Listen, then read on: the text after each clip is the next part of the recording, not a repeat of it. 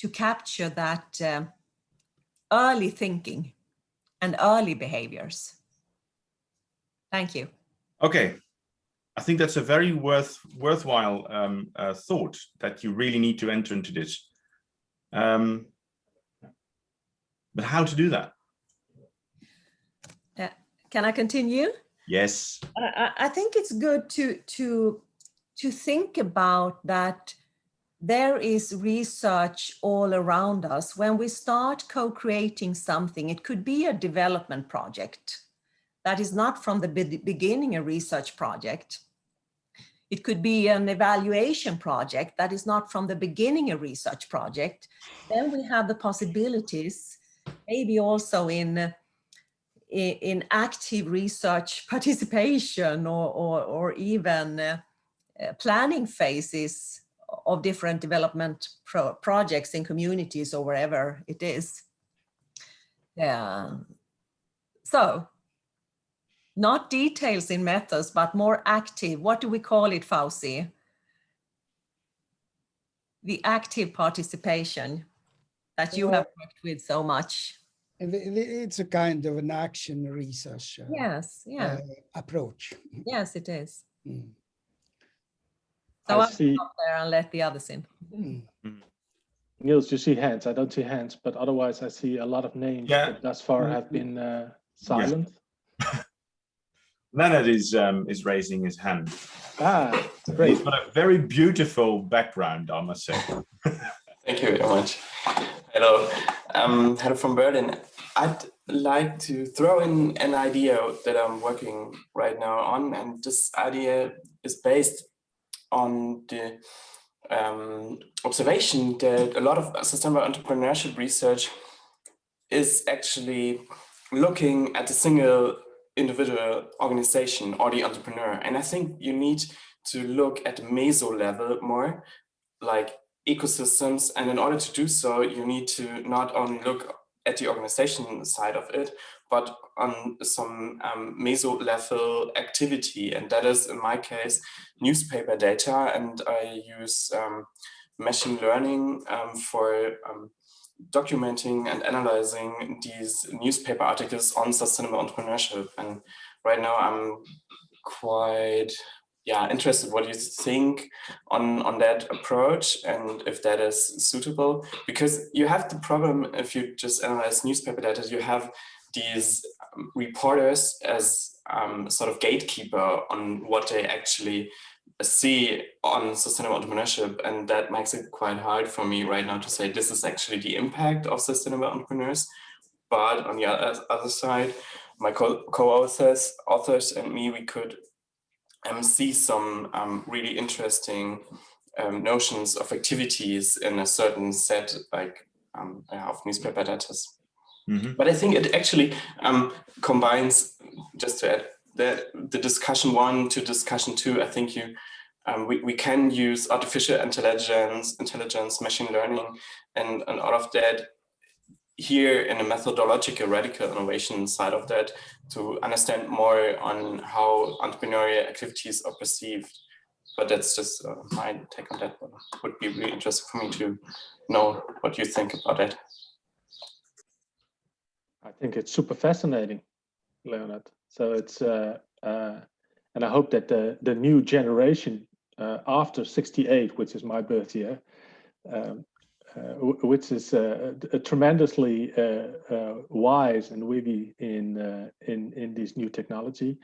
I must admit that maybe a dimension of future success of sustainable entrepreneurs maybe are those who are able to integrate in many different ways technology, artificial intelligence in their enterprise. So what you do as a method for yourself, you might be one of the front runners in now a sustainable entrepreneurship researcher, but maybe your method is a success factor for those in the future.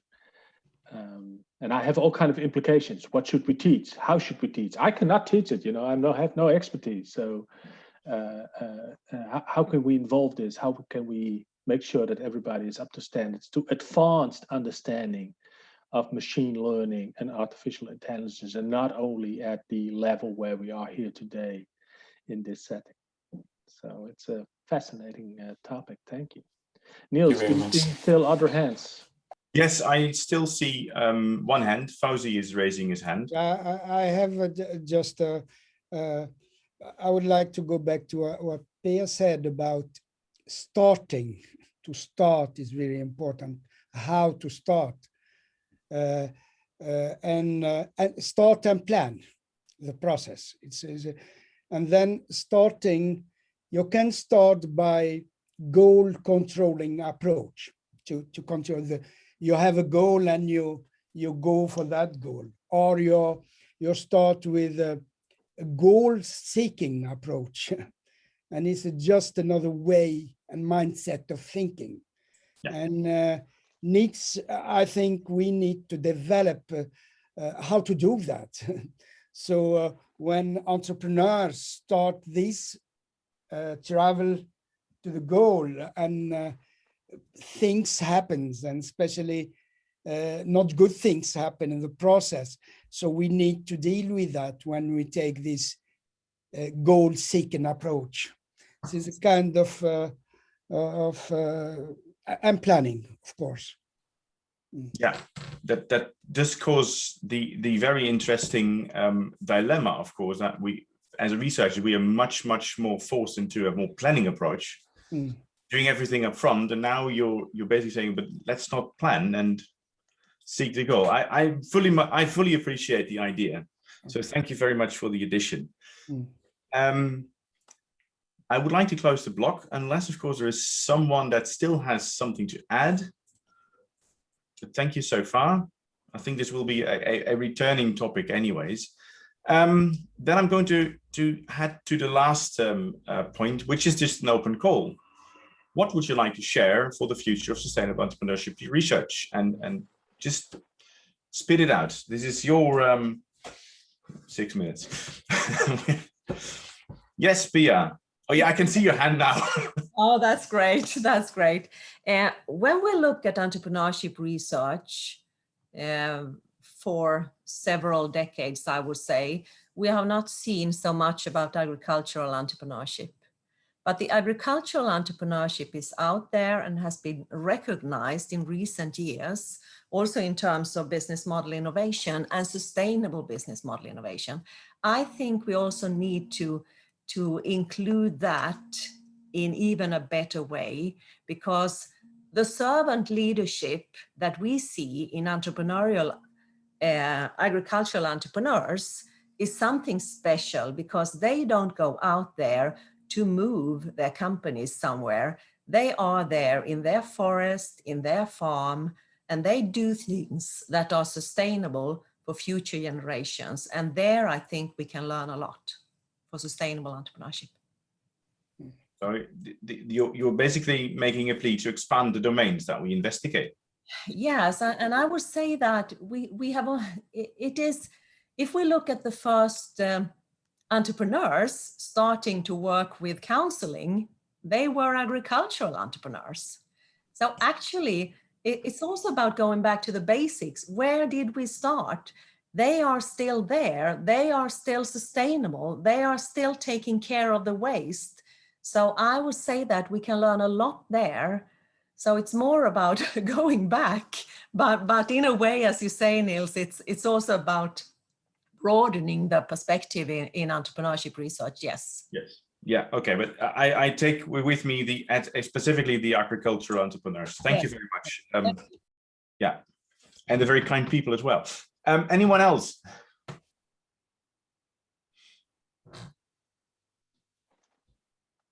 I need to scroll down because I can't see everybody.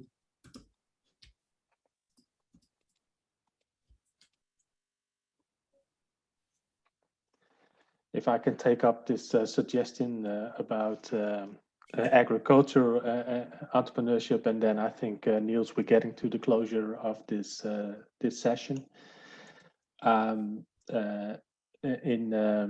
Just a few months ago, the president of the university has asked me to be his personal advisor on a complete new program for the transition of industrial agriculture, which is the dominant way of doing things in the Netherlands for the past decades, to what we call the nature inclusive agriculture. And this touches upon all the ideas that you just bring in, including looking back on the historical roots of farming and agriculture, and what we can learn from the past as being those maybe the first ones even on planet Earth and in the evolution of human beings as being entrepreneurial. I mean, food production and crop production and hurdle production is I think maybe even the first step in the evolution of human beings. And we seem to have industrialized this too much with all the negative consequences